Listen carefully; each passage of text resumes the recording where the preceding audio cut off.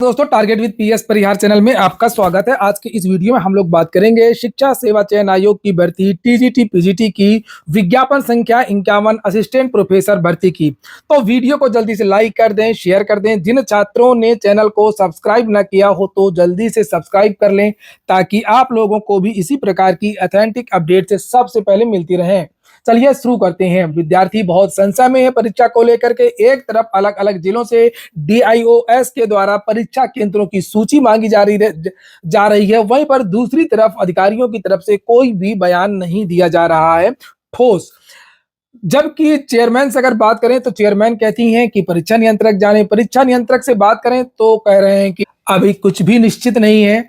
और इसी क्रम में मैंने आपको जानकारी दी थी कि आज कुछ छात्र शिक्षा सेवा चयन आयोग जाएंगे अधिकारियों से बात करने के लिए। जैसे प्रतियोगी छात्र उसी तरीके से अधिकारी। बहुत कम छात्र आज आए थे धरना प्रदर्शन में ज्ञापन देने को लेकर के। और जैसा कि मैंने थंबनेल में ही लिख दिया है कि ना तो आज चेयरमैन थे और ना ही आज सचिव थे, दोनों नहीं थे।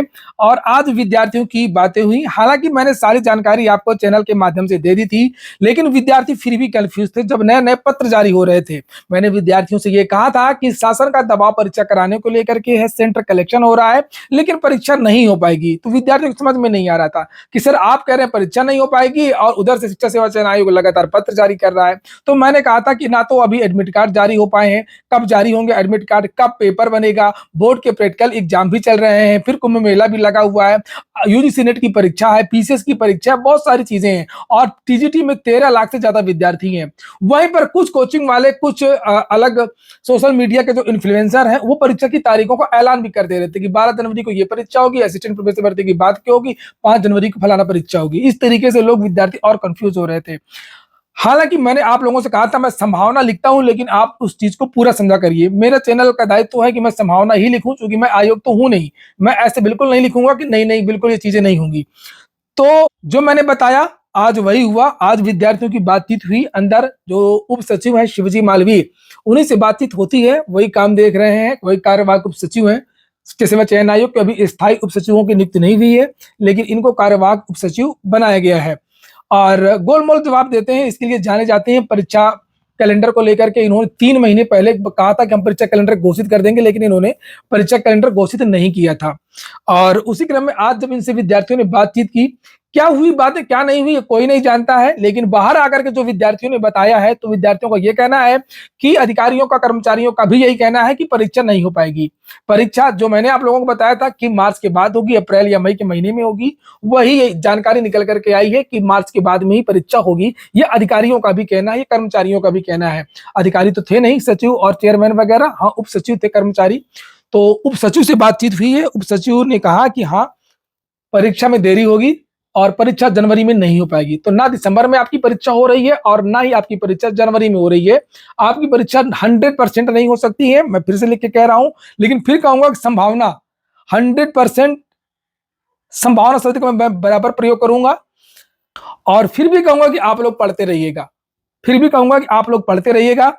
ठंडा नहीं होना है। आप लोग ये मत समझिएगा कि पेपर बाद में होगा, कुंभ मेला के बाद में होगा, बोर्ड एग्जाम के बाद में होगा तो हम लोग अपनी पढ़ाई बंद कर दें। पदों की संख्या वास्तव में बहुत कम है, कंपटीशन बहुत ज्यादा है। और देख ही रहे हैं शिक्षा सेवा चयन आयोग का क्या हाल है। एक भर्ती का भी हाल ही में रिजल्ट आया 13 साल बाद। अगला विज्ञापन जब जारी होगा वो कितने साल बाद वो भर्ती कंप्लीट होगी भगवान जाने। इसलिए आप लोग यही चाहिए कि जो भी ये 4100 पदों का जो विज्ञापन जारी हुआ है, इसी में आपका सिलेक्शन हो जाए। अगर आप ये चाहते हैं तो ये मान करके चलिए कि परीक्षा आपकी कल ही है, परसों ही है, यही मान करके चलिए।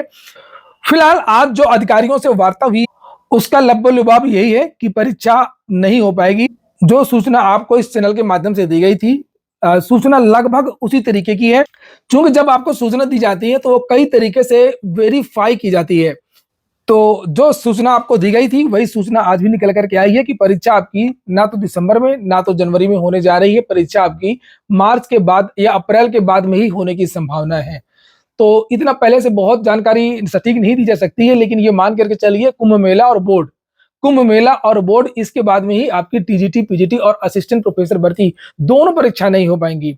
और मैं फिर से आपको याद दिला दूं कि पेपर नया बनेगा, पेपर पुराना पेपर यूज नहीं होगा।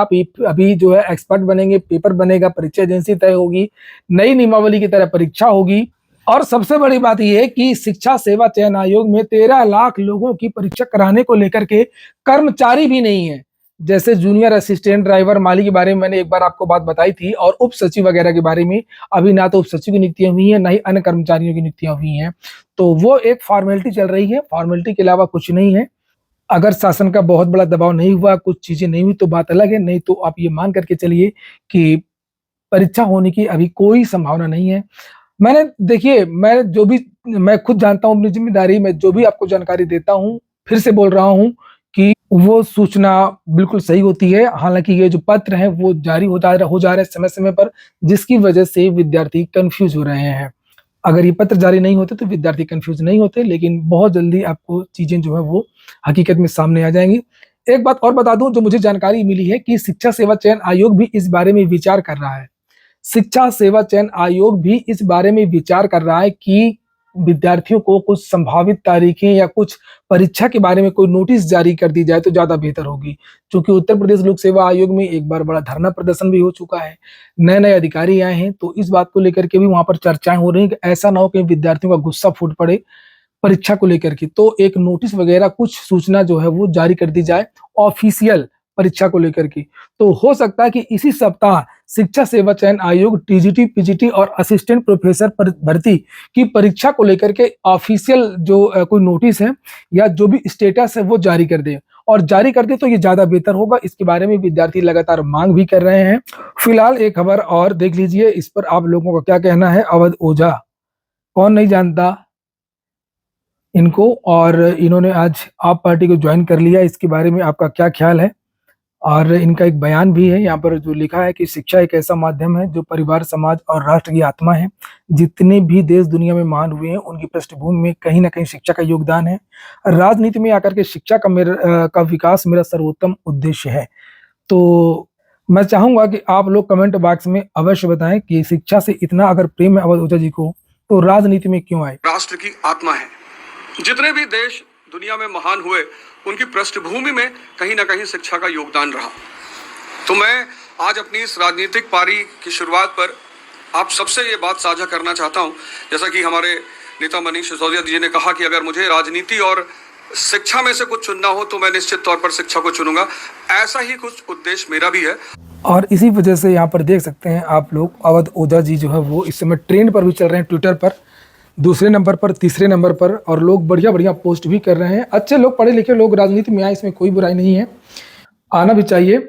यहाँ पर देख सकते हैं बहुत सारे जो लोग हैं वो ट्वीट कर रहे हैं। ये देखिए, काफ़ी चर्चा में आए थे जब वो बेसमेंट वाला कांड हुआ था, तब एक वीडियो एक लड़की का वायरल हुआ था।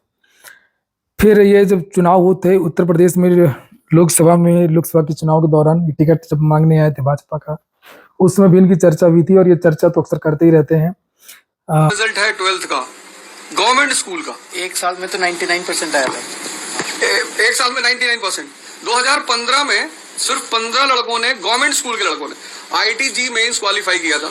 इस बार 783। तो ठीक है दोस्तों, ये हो गया आज का वीडियो आपको अच्छा लगा हो, आपके काम का हो तो लाइक अवश्य कर दें। जिन छात्रों ने चैनल को सब्सक्राइब न किया हो, सब्सक्राइब कर लें।